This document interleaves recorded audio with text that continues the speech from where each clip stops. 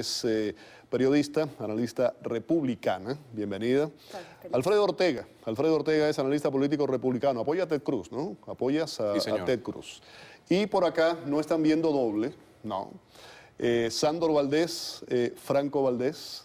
¿Franco es? Él. Sándor. Sándor yo. Ellos son jóvenes activistas demócratas y apoyan a Bernie Sanders, Sí. los dos. Muchísimas gracias por estar aquí Gracias en el programa. Y vamos a comenzar rápidamente con los últimos acontecimientos. Y vamos a hablar del tema, por cierto, antes de ir con esto.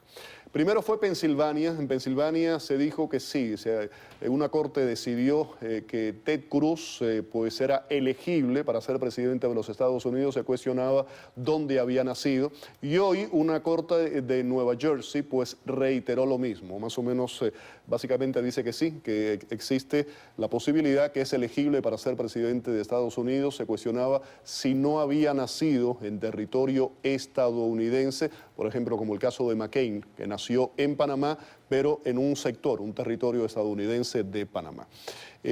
Soledad, vamos a comenzar por el lado republicano. Hoy hay una serie de notables republicanos han dicho, entre ellos Jeb Bush, que no van a asistir a la convención. La verdad es que me parece lo peor que podemos hacer como partido, porque estamos llegando a una convención donde probablemente, según los números indican, no va a haber ningún candidato con la nominación asegurada, ¿no? Ningún candidato va a lograr esos 1.237 delegados. Entonces, ¿qué implica esto? Según las normas de la convención, supongamos que Donald Trump tiene 1.000 delegados y que Ted Cruz tiene 800 delegados. Esos delegados que llegan por cada uno de los candidatos solo están obligados a votar a favor de su candidato en la primera votación, la primera rueda. Para la segunda votación, si es que nadie consigue una mayoría absoluta, que es lo que se supone que va a pasar, solamente ya hay un 60% de los delegados que pueden cambiar de opinión. En la tercera ronda de votación, un 80% de los delegados pueden cambiar de candidato. Eso significa que durante esa convención se puede definir algo totalmente diferente a lo que vino pasando hasta ahora. Eso de llegar además a la segunda ronda solamente ha ocurrido una vez. Pero dado el contexto que estamos viviendo, no sería... Y no fue en el 76, como mucha gente piensa que fue durante la tradicional de Gerald Ford, no fue en el 76. En el 76, en la segunda, se solucionó el problema. Pero considerando cómo llegamos a esta convención y con la controversia que ha habido en este ciclo electoral, no sería ridículo pensar que podemos tener más de una votación. Entonces, es importante que el partido se vea cara a cara, que se debata, que cada uno exprese sus ideas y sobre todo figuras tan relevantes como, por ejemplo, Jeb Bush. Claro. ¿Y Alfredo, qué piensas? La situación del partido es crítica y eso creo que lo reconoce todo el mundo. El hecho de que Donald Trump esté donde está, creo que es bastante preocupante. Es obvio que el establishment, que los políticos tradicionales no están con él, están haciendo absolutamente todo porque él no obtenga el número de delegados. Obvio, Alfredo, en todo esto es que el votante tampoco ha estado con los políticos tradicionales y un caso es Jeb Bush. Pero, Félix, aquí hay algo crucial. Tú el otro día en un programa acá te alarmaste cuando la señora analista Rivas Logan te dijo que se le daba un chance al pueblo para que votaran, y recuerdo que tú te alarmaste bastante. Eso fue por el tema, voy a explicar, para aquellos que no lo vieron, ella y yo estábamos no discutiendo, mi labor aquí es preguntar, ¿no? Yo le pregunté sobre el tema de los superdelegados, que si los superdelegados era algo democrático, y lo ponían en siguiente contexto. Cuando ves los números que separan a Bernie Sanders de Hillary Clinton, en aquel momento, no sé hoy día, aquel día los diferenciaban 250 delegados. Cuando se iba y se agregaban los superdelegados, hablábamos de una diferencia de casi 480. Y la pregunta mía fue por eso, y cuando yo le pregunté en varias ocasiones, terminó diciéndome más o menos el que no le guste que se vaya del partido. Correcto. De todas formas, el punto que quería hacer con ese comentario es que es importante destacar que la elección es de segundo grado. ¿Qué quiere decir? Que la gente no vota directamente por los candidatos, sino por unos delegados que posteriormente van a votar por él. Ahí estás apoyando entonces el sistema de los superdelegados de los demócratas. No. Porque es el mismo concepto. No, pero es diferente porque los superdelegados demócratas pueden votar por quien quiera. Es un voto indirecto. No, y ellos pueden votar por quien quiera. Es un voto indirecto también. Correcto, pero en el caso de los republicanos, como explicó Soledad, ellos tienen que votar por lo menos la primera vez por el candidato que ganó. O sea, que escogió la gente indirectamente. Pero ese concepto es clave. y existe desde 1832. Esto no es algo nuevo. Las convenciones son las que dictan quiénes son los Pero candidatos. precisamente esa es la cuestión. Esto no debe evolucionar, no hay que engrasar los andamios, si cabe decirlo, de la convención, de la política en general, no la republicana, la demócrata también. No hay que cambiar, no hay que evolucionar, la dinámica de los tiempos no exigen cosas diferentes. Se puede hacer la discusión, Félix, pero lo importante es saber por qué se hizo eso. ¿Por qué se hizo un sistema de segundo grado? Y es precisamente para evitar que una persona como Donald Trump llegara directamente por el voto popular, que es lo que hubiera pasado. Entonces, lo que me estás diciendo es que eso se hizo para evitar que la mayoría elija a un candidato. Bueno, cuando...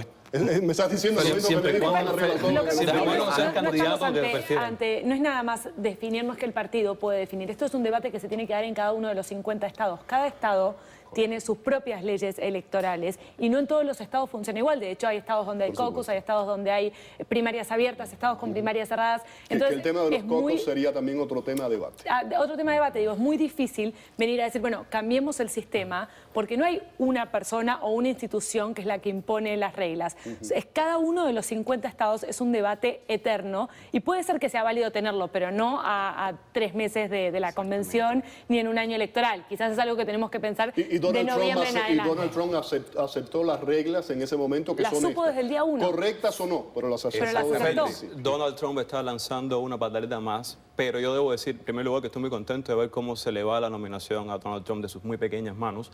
Eso me alegra muchísimo. Sin embargo, si algo positivo voy a sacar de del ciclo electoral y de Donald Trump específicamente, sería el hecho de prestar un poco de atención al proceso exactamente como está sucediendo y como ha sucedido durante 180 años. Hay algo que no está bien con el proceso electoral en Estados Unidos, sobre todo en las primarias.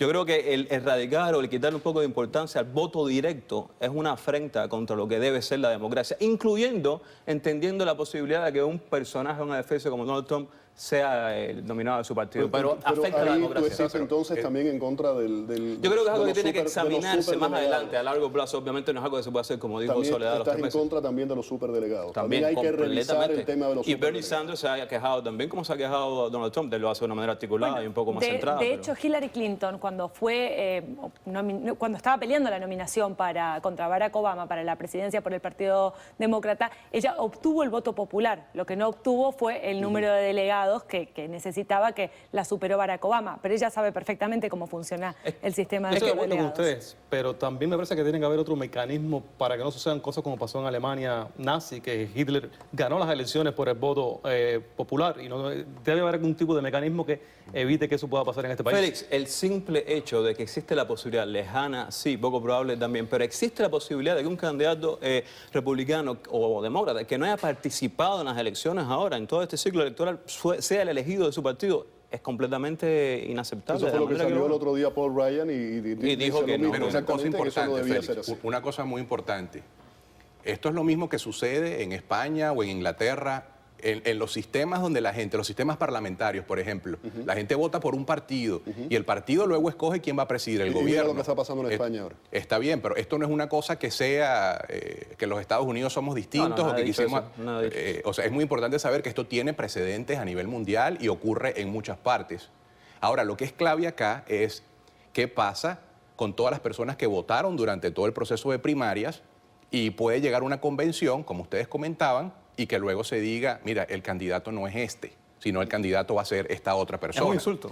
Yo creo que el candidato tiene que ser alguien que haya por lo menos estado en el proceso de primarias. Y a este punto diría yo que si no es Trump, por mucho que no me guste, si es el candidato que llega con mayor cantidad de votos, es el favorito para obtener la nominación. Déjame decirte algo con relación a esto. Y a mí no me simpatiza Trump, que lo he dicho, y pocas veces me entro en ese tema, pero lo he dicho en varias ocasiones, por razones obvias.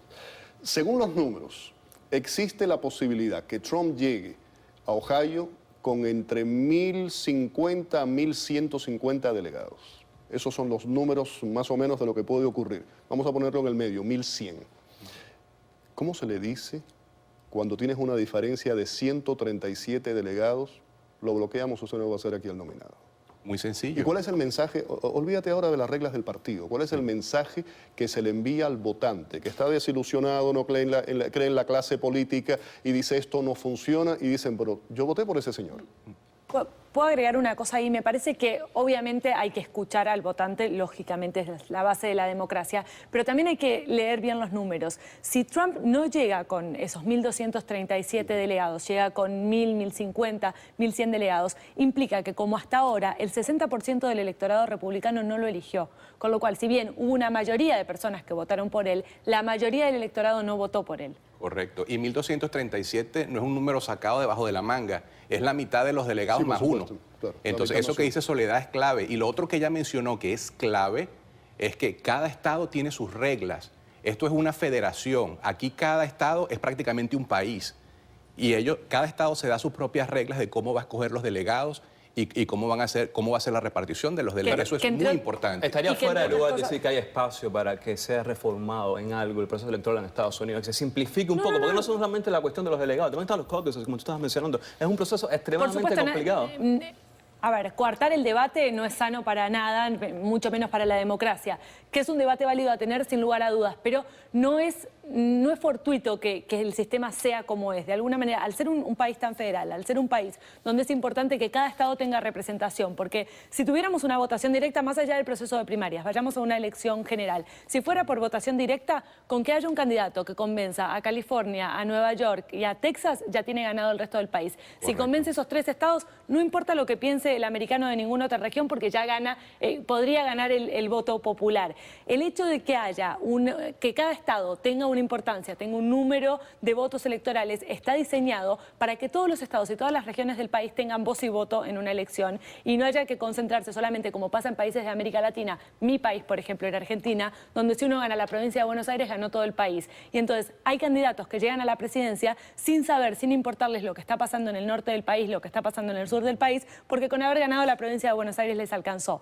Es verdad que es complicado, es verdad que vale tener un debate sobre esto, lógicamente vale tener un debate sobre esto, pero también fue diseñado por un motivo específico y por tratar de preservar la identidad de cada uno de los estados y la voz. En esta elección, que es una elección totalmente atípica, está el señor Trump, que es el que tiene la mayor cantidad de delegados en ese momento por el lado republicano, estamos hablando. El segundo es Cruz, que es además tu candidato. Soledad no apoya a nadie, dice que no tiene un candidato en este momento. El tema es quién es el candidato del establishment en este momento. Lo fue Jeb Bush, después se dijo que era Marco Rubio. ¿Realmente Cruz representa la ideología del Partido Republicano o es el menos malo y hay que escoger a un candidato? Hay que apoyar a alguien. Es el menos malo, Me parece definitivamente. que Ted Cruz es un conservador tradicional, aunque no necesariamente sea el candidato que hace 6 meses atrás la mayor parte del electorado creía que iba a llegar a ser el nominado. Creo que en este momento el establishment no está claro no están apoyando claramente a un candidato como pasó por ahí al comienzo de este ciclo electoral con Jeb Bush En y este demás. momento no le quedan muchas opciones. No hay muchas opciones, pero entre otras cosas, como candidato, no sé si Ted Cruz quiera convertirse en el candidato del establishment, porque hasta ahora lo que hemos visto es No le que conviene. convertirse No le en el conviene. candidato del establishment ha acabado con varias campañas. No, yo no Entonces, digo que Ted probablemente- Cruz le convenga, sino lo que el partido le interesa Yo en la este verdad es que momento. creo que a esta altura hay que esperar hasta la convención. Me parece que en la convención puede pasar cualquier cosa. Alfredo, No, definitivamente no es el candidato del establishment. Él llama a lo que ocurre en Washington. Él ha sido tan crítico. a lo mejor no hice la pregunta bien hecha. No es que sea el Sí. candidato del establishment, sino en este momento no queremos a Trump. ¿Cuál es la otra opción? Cruz. Y hay que ir Bueno, con él. y por eso tiene gente como Jeb Bush y Lindsey Graham que han salido a apoyarlo abiertamente. Porque antes que Trump prefieren a Cruz. Pero si alguien ha sido Pero crítico... ahí volvemos ahí vamos al El menos, menos malo. Bush y Cruz no tienen absolutamente nada que ver. Bueno, pero Bush lo está apoyando. Pero lo está sí, apoyando porque es una estrategia política. Volvemos a de lo que Sí, hay en este Creo momento. que en ese sentido fue mucho más claro Marco Rubio cuando dijo, en este momento, entre los candidatos que están todavía corriendo por la nominación, creo que Ted Cruz es el que mejor nos representa con los valores conservadores, pero no quiere decir que esté haciendo un apoyo explícito a Ted correcto. Cruz. Pero lo más importante acá es que estamos ante la presencia de la implosión del partido, en mi criterio, que el 90% de los votos o un porcentaje similar esté con Trump y con Cruz, quiere decir que la gente no quiere saber nada de los demás. Y había candidatos extraordinarios. Yo creo que Jeb Bush hubiera sido un candidato extraordinario, pero la gente ni siquiera lo tomó en cuenta. La gente llegó al nivel, que es lo que me parece a mí más grave, de apoyar a Donald Trump, que le perdonan lo que sea. Y cuando en una sociedad un grupo de la población apoya a un candidato sin importar lo que diga, que es lo que está pasando con Trump, es gravísimo, porque ese es el comienzo de los totalitarismos, ese es el comienzo de las dictaduras, cuando la gente, no importa lo que diga un candidato, diga yo estoy con él, haga lo que Estoy de haga. acuerdo contigo completamente, pero yo creo que también llega un límite de esa situación. Yo creo que si vemos la campaña de Donald Trump las últimas 2 semanas se ha desinflado y de alguna manera yo creo que me da la impresión de que ha autosaboteado él inclusive su campaña, ha metido la pata demasiadas veces, ha dicho demasiadas tonterías. Está liderando en todos los estados del este de los Estados Unidos por 20 y 30 puntos. Sí, pero perdió, así que perdió en Wisconsin, se sabe que las mujeres no Pero la lleva pueden para nada. 30 puntos de ventaja en Nueva York, que es el tercer estado en importancia O sea, en votos. Está muy lejos de quedar en segundo lugar todavía. Básicamente, la estratega principal de la campaña, Donald Trump, Paul Manafort, dijo, creo que en New York Times o en Washington Post hace cuestión de 2 días simplemente, que la única manera que pueda ganar Donald Trump la nominación del partido es si llega con la mayoría de la cantidad de delegados. Bueno, Reconoció básicamente que esa es la única manera posible que pueda ser el Es que candidato. por eso vimos un cambio en el discurso de Donald Muy Trump. tarde. Ha empezado